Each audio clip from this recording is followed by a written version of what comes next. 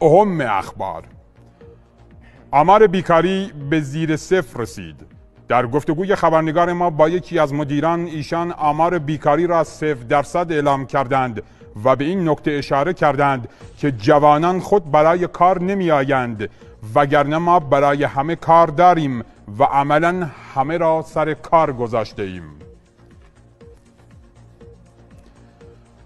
بر اساس آخرین شاخص آماری و نموداری، پرطرفدارترین مشاغل کردستان شناسایی شدند.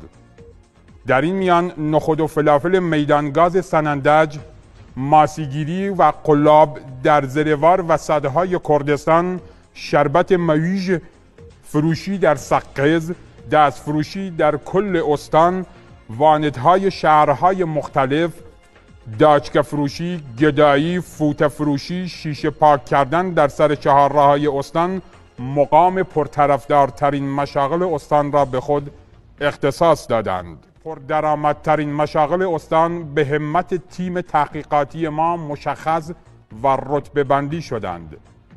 کلیره، کلانه، شلکنه، دوخوا، برساق پردرآمدترین شغل در استان و بعد از آن قلیان